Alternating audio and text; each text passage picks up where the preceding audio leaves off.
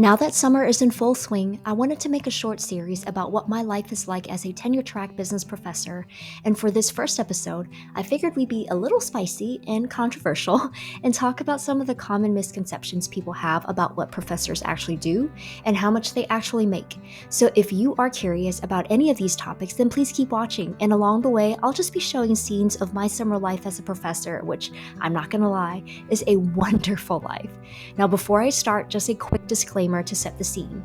Universities are structured quite differently around the world, so here I am specifically speaking about R1 colleges in the US. So, R1 colleges refer to top tier research universities in the US, and I'm also specifically speaking about business schools to be exact. All of this matters, and we'll get into why right now. I think one of the biggest misconceptions is that as a professor, teaching is my number one priority. And I think that's a general misconception that makes sense because for most people, their frame of reference and most common point of contact with someone who is a professor is inside of the classroom. So let me clarify that while teaching may be the number one priority for some professors, it's generally not for most, I would say. And this depends on whether you are classified as a researching or teaching or clinical professor or an adjunct or an instructor, and depending on your classification, your job responsibilities will differ drastically along with your pay. Now, another little known fact is that out of all of the different types of professors, research professors get paid the most. And in some cases, they can make up to 50% more than a teaching professor who might also hold a similar PhD. And research professors can make sometimes double, triple, or even quadruple how much an adjunct or instructor makes, who may or may not have a PhD. In my case, I am a researching professor with a PhD in business strategy. Now, if my main responsibility isn't to teach, then what is it? Well, it's to research. And by that, I mean to create and share new knowledge about businesses through publications at top tier, peer reviewed journals. Journal publications are nowadays the most common metric for measuring research productivity, and whether or not that is actually the best metric, well, that's a conversation for another day. But in terms of what this means for my work week, my contract actually states that 50% of my time is to be dedicated to research, 40% to teaching, and 10% to service to the university. For most research professors, this is a fairly common breakdown. You may even have a split as high as 60% dedicated for research. For teaching professors or instructors, the split is likely to be somewhere along 60% all the way up to 90% dedicated to teaching, and minimum, if not 0%, for research. So next time, look at your professor's teaching schedule and their title if you want to get a sense of what type of professor they are. Most competitive universities will limit you to teaching 1 to 2 classes per semester as a research professor, so that's a total of approximately 3 to 7 hours of in-class teaching time a week in a semester. If you're really good at research, they may even give you a course release so you can spend less time teaching and more time researching. So, in essence, as a researching professor, my pay, my annual evaluations, and my road to tenure all hinges on how well I do as a researcher and not a teacher. In conclusion, the better quote unquote professor you are, the more you get paid and the less you are required to teach. In my case, my teaching is often quite limited. When I was a professor in Europe at a top tier university, I could go an entire semester without having to teach, and they continued to pay me just to do my own research. Another time, I only taught one 8-week course for the entire year. As a side note, being a professor in Europe is a totally different ballgame, the biggest difference being pay. Let me know down in the comments if you want to learn more about the differences between professors here in the US and in Europe. The next common misconception may come as a surprise, but unless your PhD is in education, chances are you won't get taught how to teach in most PhD programs. Instead, you are taught to research within your field of expertise. Now, if you are lucky, you may get exposed to teaching. By exposed, I mean you may get assigned a class or two to teach during your PhD, so you can at least get your feet wet. In essence, you learn how to teach on the fly and over time, by experience, by fire, by trial and error.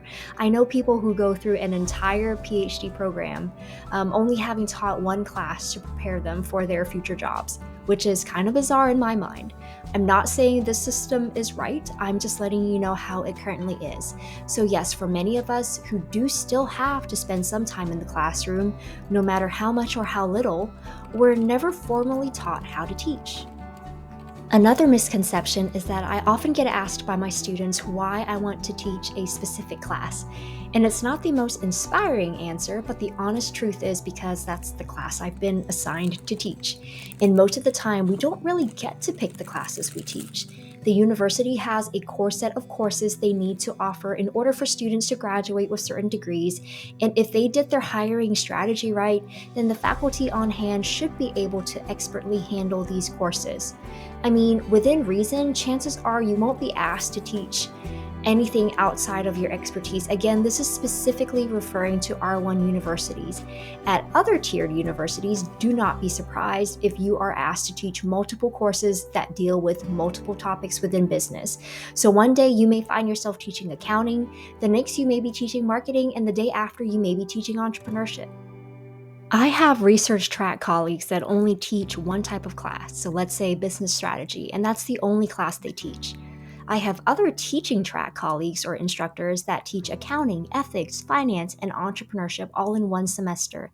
Again, this also depends on your classification as a professor, so keep in mind that your professor may not always be the highest level of content expert of a particular topic, especially if they are teaching multiple classes across a range of topics, because these classes simply need to be offered for degree requirement purposes. That being said, they're probably also not incompetent on the topic either, but they probably need a good refresher or brush up as they are preparing to pass that information along to you. One last note about professor classifications. Most research track professors have made a career out of being an academic and not being a professional in the field of their expertise. That's a generalization, of course, so it may not hold true for everyone, but it's entirely possible to be a career academic and go straight from an undergrad to a master's program to a PhD program, or straight from undergrad to the PhD for a handful of people, and then right into a tenured track position as early as the ripe old age of 25. Not that there's inherently anything wrong about that. But the other type of professor I haven't talked about yet is the clinical professor. And these are typically people who have been there, done that, got the t-shirt, so to speak, and are at the later stages in their lives, and they've decided to go back to pursue higher education, to switch focus and start a second late stage career in academia. Now, this is when you have former CEOs, venture capitalists, financial analysts, consultants, etc. come join higher education to pass their hard-earned experience and knowledge down to the younger generation, and these clinical professors are the ones more likely to teach very specific content courses, more advanced courses rather than, let's say, introduction to marketing or accounting. The other thing I wanted to talk about has to do with the insane variance in pay across different universities and different colleges. And by college, I mean in terms of actual subject matter. So please keep in mind, not all PhDs are equal, both in terms of where you choose to get your PhD from and what you choose to study. So let me get this out of the way. Professors can get paid a lot of money for 9 months worth of work, but only at R1 schools. And chances are, if you want to work at an R1 school, you have to graduate from another R1 school. Again, R1 schools are those that meet certain benchmarks in research activity and expenditures as measured by the Carnegie Classification of Institutions of Higher Education. My gosh, that's a mouthful. So there's that. If you want to make a decent living as a professor, pick the right university, not just any university that accepts you into their PhD program. Second, you have to pick the right major. I am by no means dogging anyone or any field, but just note that your average arts and science professor is probably making closer within the $60,000 to $80,000 range mark, which is a fraction of what your average business professor makes, where the average starting salary fresh out of a PhD program is probably closer to around $150,000 to start. And that's here in the US for a 9-month salary. And take into account the fact that they both will have the same three letters, PhD, after their names. They will both have the same job title as professors, and they would have spent the same amount of time and money to pursue the PhD. So please keep that in mind if you want to pursue a PhD in your field. Do your due diligence, find out what your pay ceiling is, and find out how to maximize your time in school. For instance, I know a lot of good folks who studied psychology and who have made the transition to business or fields of industrial organizational psychology, or IO Psych as the cool kids call it, because the pay is just so much better than just the traditional psychology department. And they can successfully make that transition if their specific line of research when it comes to psychology and human behavior is relevant and accepted and needed in the field of business. Now, there's actually a lot more to talk about, and maybe I'll do a part 2 on this topic in the future, but I also have other topics about being a professor I want to discuss first. If you have any questions, please feel free to let me know down in the comments below. Also, I share this not to bash higher education or to air out dirty secrets that people don't know, because all of this is pretty much public knowledge for those who make the effort to look. And more people aren't valuing education. They don't see being a professor as a lucrative or fulfilling career, because all we hear about are horror stories about the public education system and the abysmal pay that K through 12 grade teachers make, especially here in the US. Again, I think there's a lot going on in the system that needs to be improved. But for those of you considering a career in higher ed, I just wanted to shed some light on my experiences. So thanks again so much for watching, and don't forget to stay tuned for episode 2 coming soon.